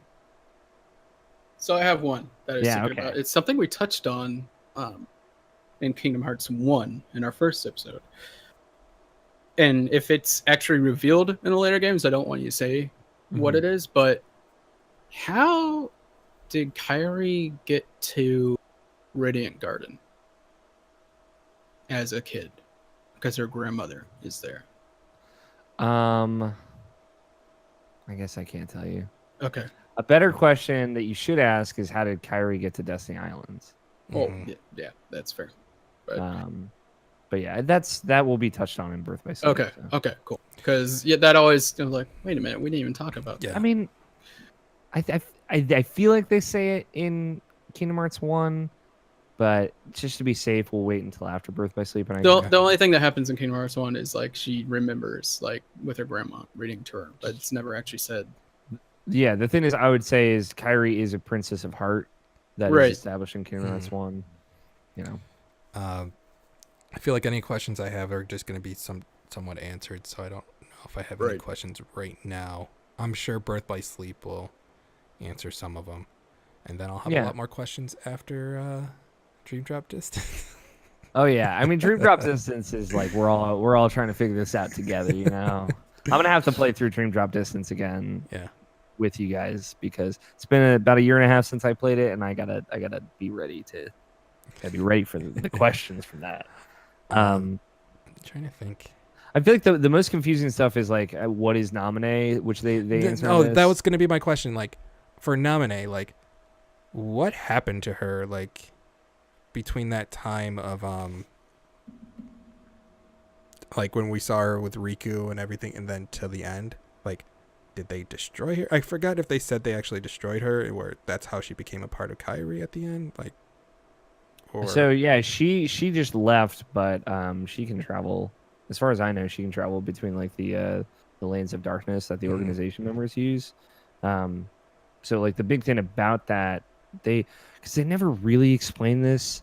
They explain it in like a journal entry in Dream Drop Distance at one point. So like the reason why like Sora, for example, doesn't use like those lanes of darkness to travel is because using the lanes of darkness that the organization members use, it erodes your heart. It like fills it with darkness and is more likely to turn someone evil or into a heartless.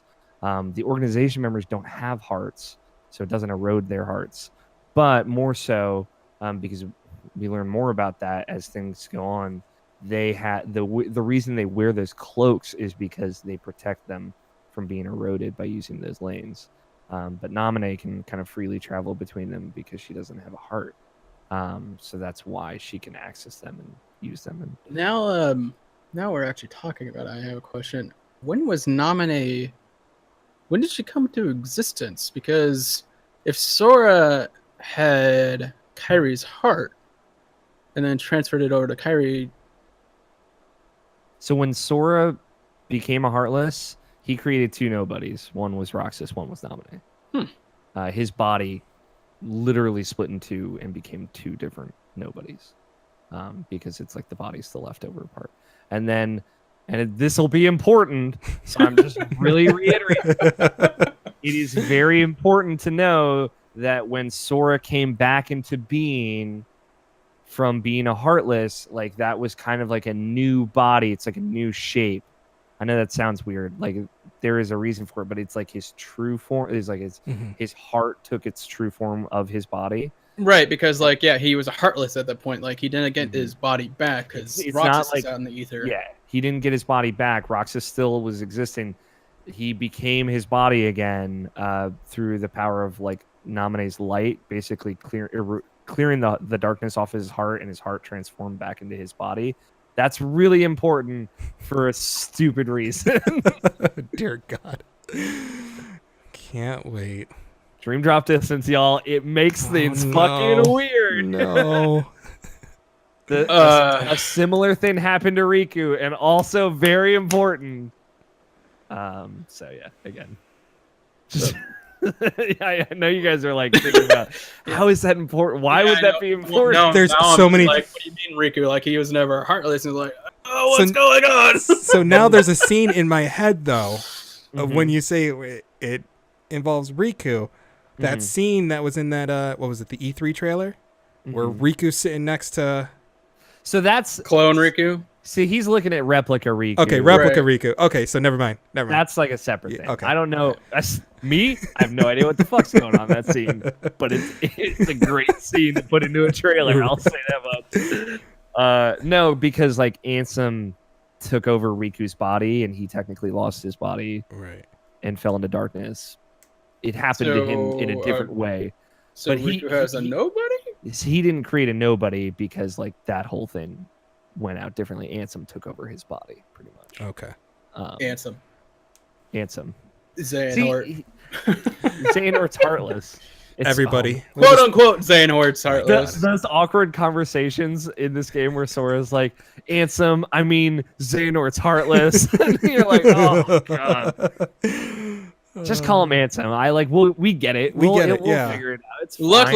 Luckily, we'll be able to talk about that Xehanort thing next episode. It's also like one of those things where like Xemnas is like an anagram of Ansem with an X in it, not Xehanort with another X in it. And Xehanort in its own regard is an anagram of another and no heart with an X in it. Right. So like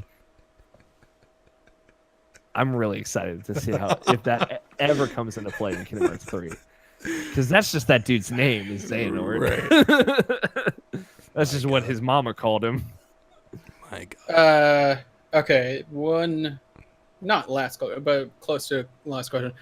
Seekers. One of the keywords we see pop up in the Or original. chasers? Is it chasers or seekers? I believe both pop Okay. up.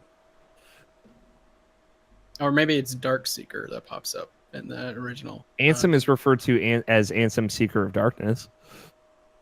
That's a thing. I think so. Chasers with that thing in the end video, Right. I believe might be a thing that is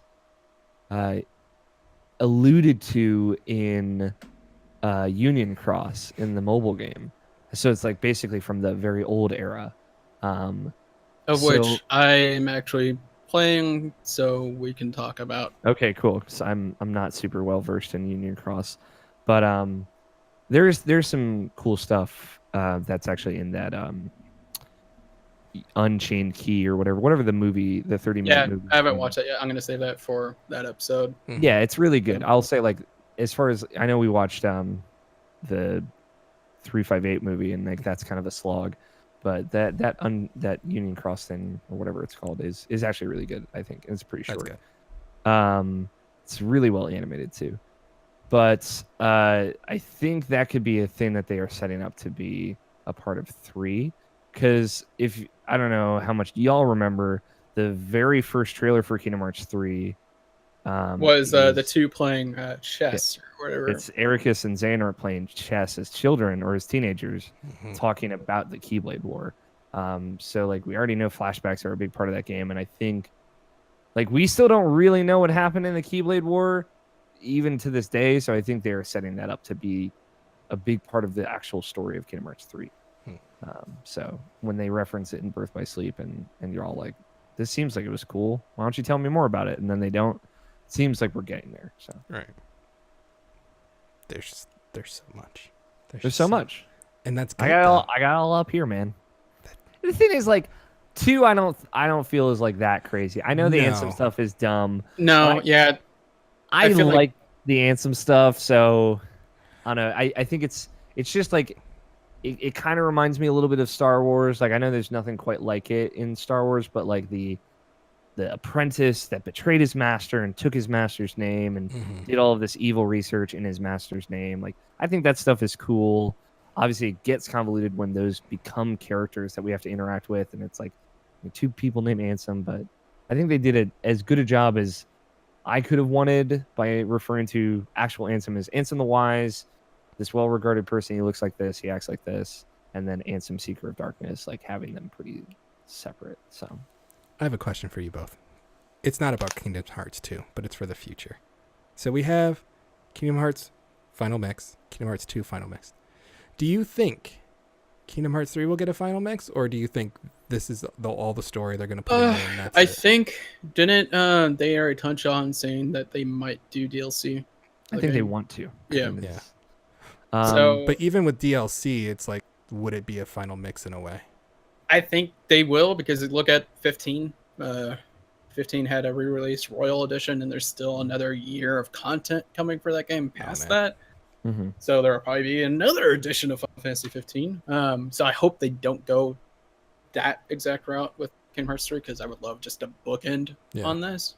Here's the big thing that leads me to believe there won't be what we understand to be a final mix version of 3 is that it has a worldwide release. And the reason why final mix existed Was because there was staggered release. Yeah.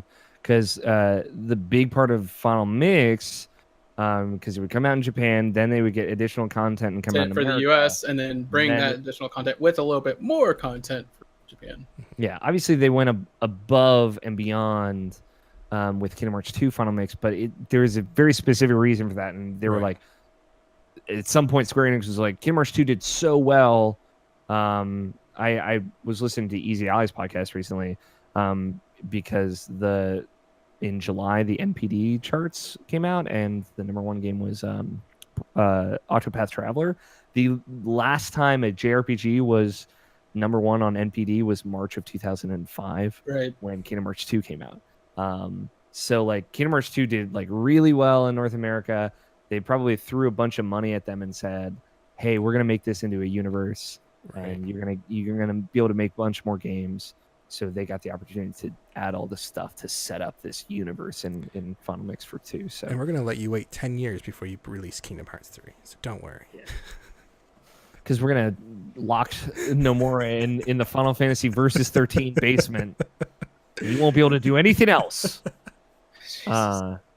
Yeah, it's a weird thing too. You know, Kingdom Hearts 3 is like goes into development and just comes out in a normal amount of time afterwards. But it's like if you just let him do it, he would have done it. Yeah. I'm kind of glad we had to wait a long time for Kingdom Hearts 3. Especially it makes it feel more like a culmination. Yeah. Yeah. Yep. It's kind of like Star Wars Episode 7. You know, it's like this big thing. It's a moment. Yeah. You know? Exactly. But yeah, I think there will probably be like a Game of the Year version of Kingdom Hearts 3 with the DLC that they put out in the year following. And I think it would be cool if they call that version Kingdom Hearts Final Mix, Kingdom Hearts 3 Final Mix. But I don't think it'll be anything more than like, here's all the DLC bundled in with it. Right. Yeah. So, although Royal Edition did that, like it had the DLC and then it added more. yeah, it was its own expansion. Actually, you had to buy another portion. So I hope they don't. Part of me thinks that's the way to like get a Star Wars world, like just do it like a side DLC, like doesn't have to be like involved in a story or anything, but like Star Wars or Marvel. Yeah, I don't think they're gonna do it. You know. Yeah, I there's like part of me that kind of wants them to do it, but at the same time, I'm really okay with them not going into there. Yeah, I mean, there's still a ton of Disney that they haven't touched on. Yeah, there's like the newer ones and even some old ones that they haven't. There's a lot. Like I would love a Emperor's New Groove. Jungle Book. Jungle Book, yeah. Oh my god. There's probably worlds in Kingdom Hearts 3 that have not been announced yet. Yeah.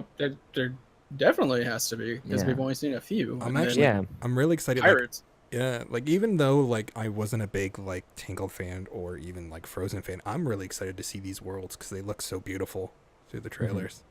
I love Tangled. I love Frozen, and I'm just so excited.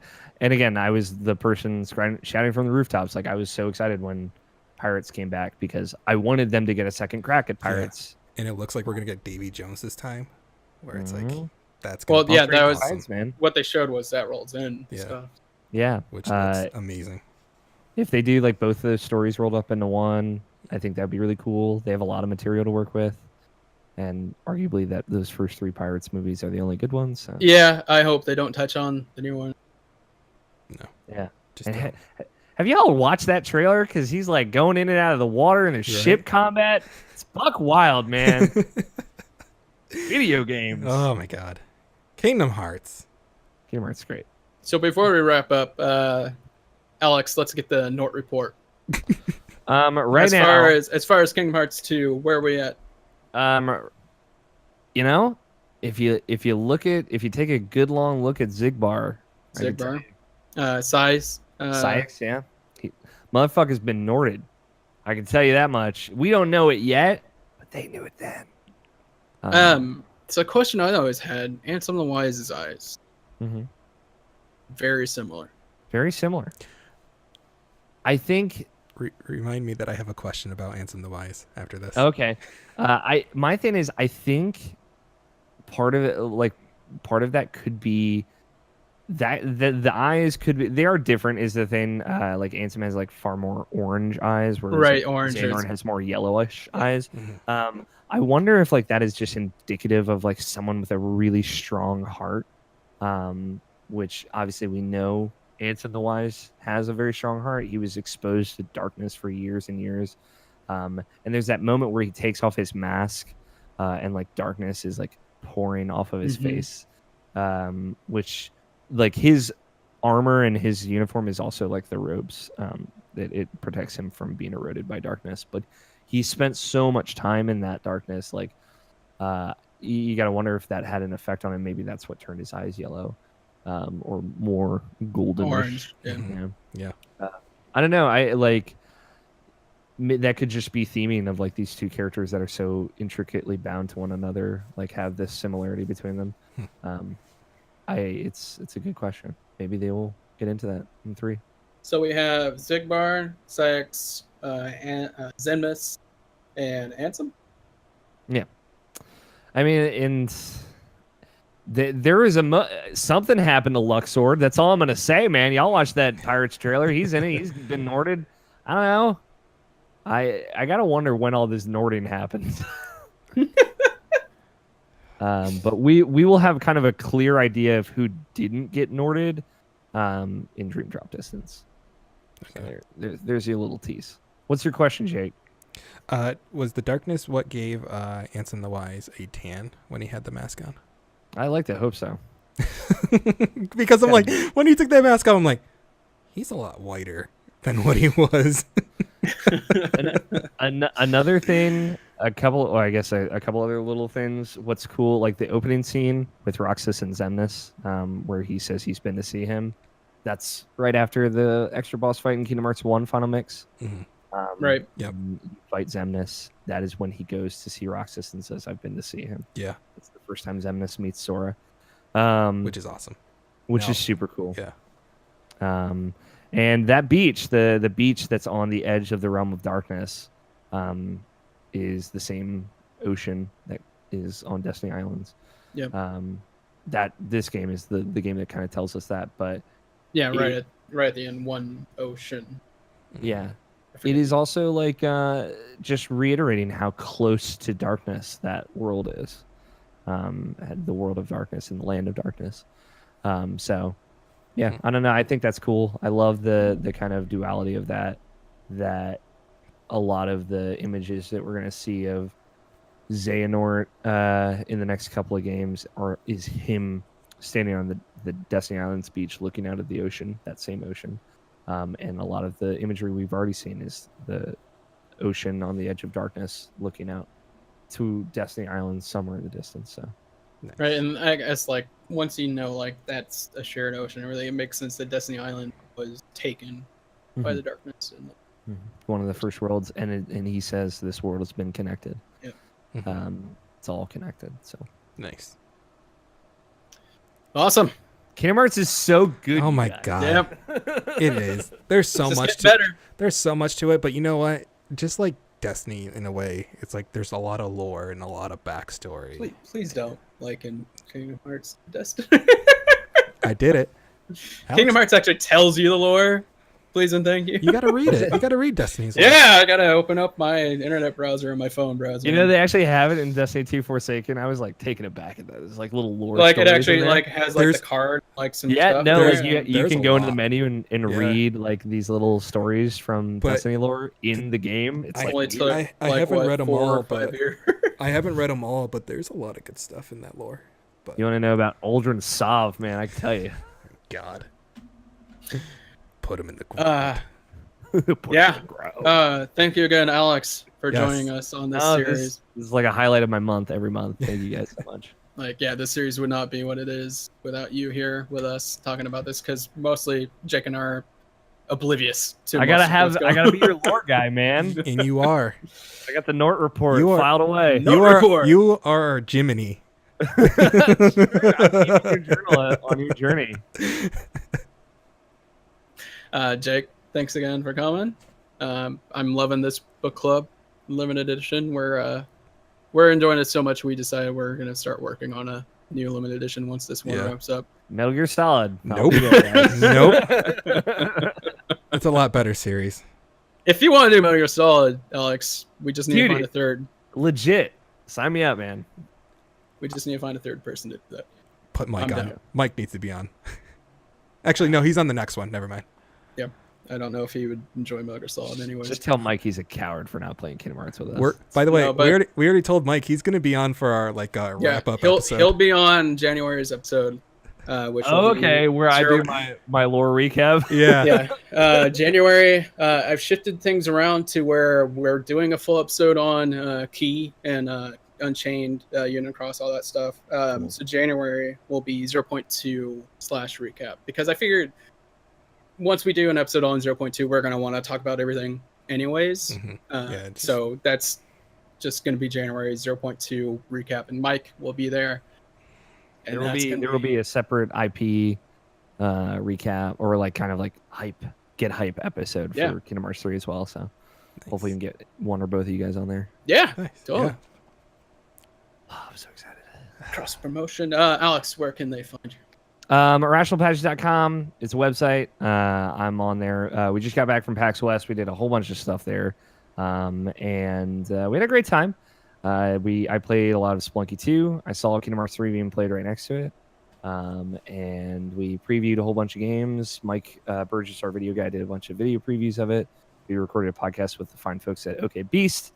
Turned into an audio nightmare, but I saw that tweet. Yeah. Yeah. if you wanna try and listen to the poor audio quality but good content of that episode, you can go check it out. But that's irrationalpatches.com. It's all my work, and I'm on Twitter at alfighter27 if you want to follow me. What would you say was your game of the show at PAX? It was definitely Splunky 2. Splunky 1 is the game I'll say, like, Kingdom Hearts 2, one of the games I've played front to back the most. Spelunky 1 is the game I have put the most time into in my life. Probably put about between somewhere, because I don't know, across multiple platforms, somewhere between 1,200 and 1,500 hours in that game. Jesus. Yeah. That's more than I put into Skyrim. Like, it's a game I've beaten front to back over 75 times. Like, obviously, like, the runs in that game are between 30 minutes and an hour. Right. But I've just played it so much since it originally came out in 2012 on 360, like, just across all platforms over and over again. So being able to play Splunky 2, I'm like the first person in the world to get like a very rare item in that game, and do like a couple of things in the game, which is cool for me. And I got to meet Derek Yu, the guy who made Splunky 2. I get to meet Mickey and Tony, who are the guys from Blitworks that are programming Splunky 2. It was a big deal for me. Yeah. So That's Awesome. Yeah. Well, glad you had fun at PAX West. Jake, where can people find you? Jake P47, Twitch, Twitter, Instagram. Do the thing. And what have you been up to recently since we touched base with Alex? I'm going back into Destiny 2. It's got its hooks set into me for Forsaken. I got it gifted to me. I wasn't going to buy it, and my friend gifted it to me, and I'm so glad he did, because I just want to like give him the money for the annual pass with the way they've reworked everything. It's the looter shooter that we needed now.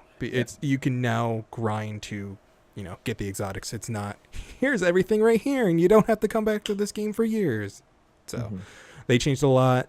Gambit was added. Gambit's probably like the most fun I've ever had for online play.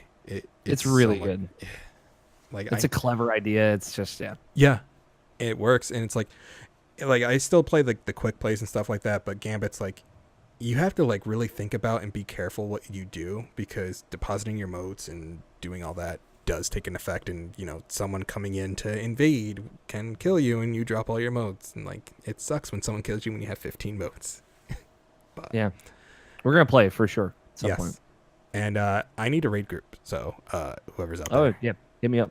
Yeah, so because I think it comes out this Tuesday, but I don't know. It's Friday. It's the 14th. Oh, Friday. Okay. So that's what I've been up to. And Spider-Man. Spider-Man. Matt? Yep, you can find me at Shibs42 on Twitter and Instagram. And yeah, this entire weekend was Spider-Man. Beat the story at 7 a.m.